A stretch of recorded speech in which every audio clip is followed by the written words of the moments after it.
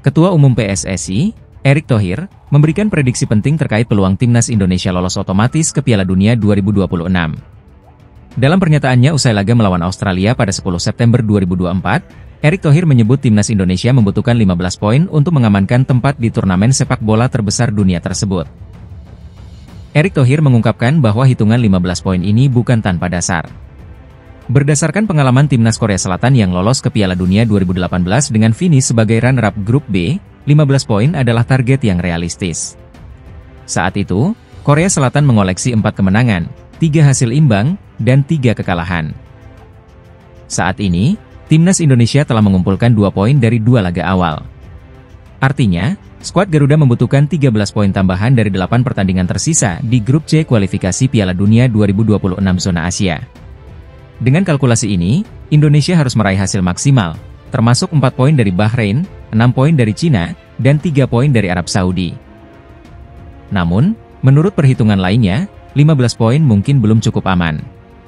Mengingat di kualifikasi sebelumnya, runner-up grup A dan B untuk Piala Dunia 2022 masing-masing mengoleksi lebih dari 20 poin. Oleh karena itu, timnas Indonesia perlu mencuri poin dari laga-laga berat lainnya, termasuk saat bertandang ke Australia dan menjamu Jepang. Dengan skenario terbaik, Indonesia bisa mengumpulkan hingga 17 poin. Namun, jika skenario ini gagal dan Indonesia tidak finish di 2 besar, mereka masih memiliki peluang untuk lolos melalui babak keempat jika bisa finish di posisi 4 besar grup C. Kiper timnas Indonesia, Martin Paes, mengaku tidak khawatir dengan proses adaptasinya di skuad Garuda.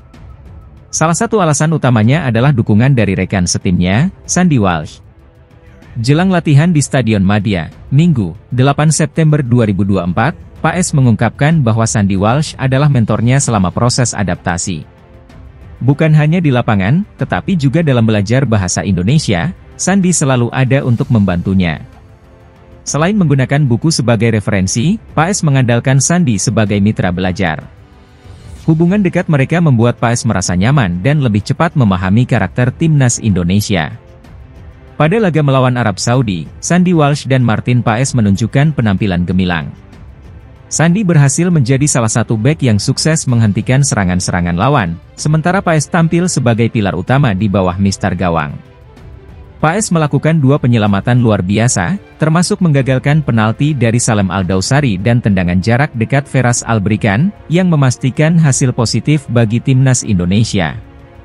Dengan dukungan dari Sandy Walsh, Martin Paes semakin percaya diri menjalani perannya di timnas Indonesia. Kapten tim Australia, Matthew Ryan, memberikan komentar jelang laga krusial melawan timnas Indonesia pada babak ketiga kualifikasi Piala Dunia 2026 zona Asia. Matthew Ryan, penjaga gawang berpengalaman yang kini bermain untuk AS Roma, mengingatkan timnya untuk tidak meremehkan kekuatan timnas Indonesia. Meski pernah mengalahkan Indonesia 4-0 di Piala Asia 2023, Ryan menilai kali ini situasinya berbeda. Pada awal tahun ini, kedua tim pernah bersua di babak 16 besar Piala Asia 2023. Kala itu, timnas Indonesia harus takluk dengan skor telak 0-4. Namun, Ryan menegaskan bahwa laga kali ini tidak akan mudah bagi Australia, terutama karena perubahan signifikan dalam skuad Indonesia. Ryan mencatat bahwa aroma Belanda di timnas Indonesia kini semakin kuat. Pada pertemuan sebelumnya, ada 6 pemain diaspora dari Belanda yang memperkuat Indonesia, seperti Mark Klok, Sandy Walsh, dan Shane Patinama. Kini, jumlah tersebut bertambah dengan kehadiran pemain-pemain seperti Nathan Choeaon, Jay Itzes, dan Martin Paes. Ryan yang pernah bermain di Belanda bersama AS Alkmaar, menyadari betul kualitas sepak bola Belanda. Ia menyoroti bagaimana pemain-pemain asal Belanda sangat mengandalkan teknik dan permainan modern, yang bisa menjadi ancaman nyata bagi Australia. Kami tahu bahwa mereka akan memiliki kualitas yang dapat merugikan kami jika kami tidak bermain dengan baik, ujar Ryan. Ia menambahkan bahwa Australia harus fokus pada performa mereka sendiri dan tidak memberi kesempatan bagi Indonesia untuk mengeksploitasi kelemahan mereka. Laga antara Indonesia dan Australia ini tentu akan menjadi pertarungan sengit yang tidak boleh dilewatkan. Kita nantikan bagaimana jalannya pertandingan pada Selasa malam nanti di Stadion Gelora Bung Karno. Terus ikuti perkembangan terbarunya hanya di sini. Persiapan timnas Indonesia menghadapi Australia di kualifikasi Piala Dunia 2026 menjadi semakin menarik. Pasalnya, skuad Australia mengalami perubahan mendadak menjelang laga penting ini. Australia, yang dikenal dengan julukan The Socceroos, sedang berada dalam tren negatif setelah kalah mengejutkan dari Bahrain di laga perdana putaran ketiga kualifikasi Piala Dunia 2026 zona Asia. Di pertandingan tersebut, mereka juga harus kehilangan striker Kusini Yengi akibat kartu merah.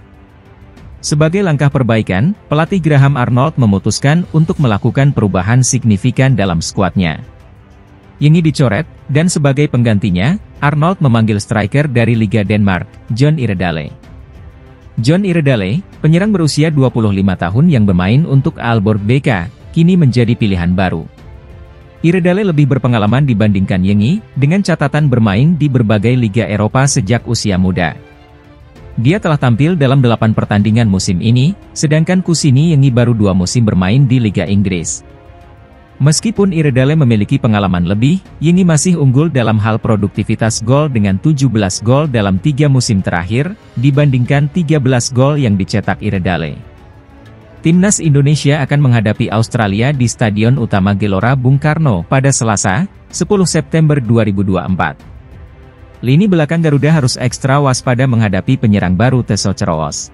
Hasil imbang 1-1 antara Timnas Indonesia dan Arab Saudi di laga pertama putaran ketiga kualifikasi Piala Dunia 2026 telah mengejutkan banyak pihak.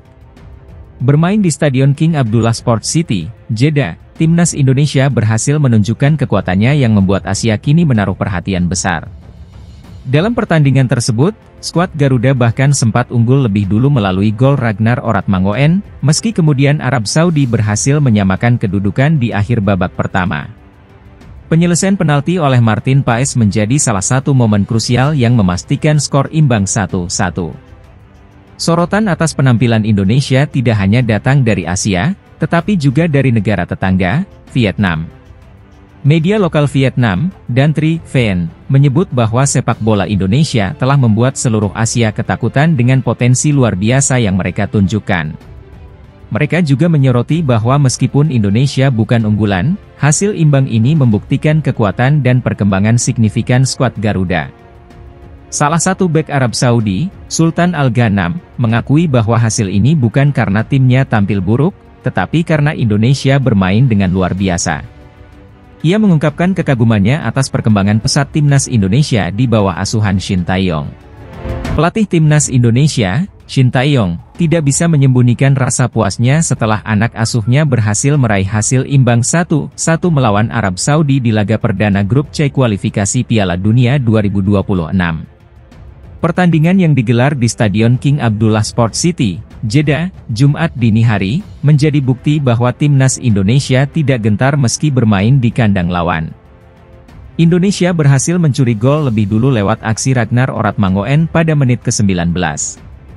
Namun, Arab Saudi berhasil menyamakan kedudukan di penghujung babak pertama melalui gol Musab Al-Juair. Skor imbang 1-1 bertahan hingga akhir pertandingan. Dengan hasil ini, Timnas Indonesia kini berada di peringkat keempat klasemen sementara grup C dengan 1 poin, sama dengan Arab Saudi yang berada di posisi ketiga. Meski hasil ini baru langkah awal, Shin Tae-yong mengaku sangat puas dengan performa yang ditunjukkan para pemainnya. Pelatih asal Korea Selatan ini menekankan bahwa kepercayaan yang ia berikan kepada para pemain dibalas dengan penampilan yang solid. Shin menegaskan bahwa Timnas Indonesia memiliki tujuan yang jelas di putaran ketiga kali ini.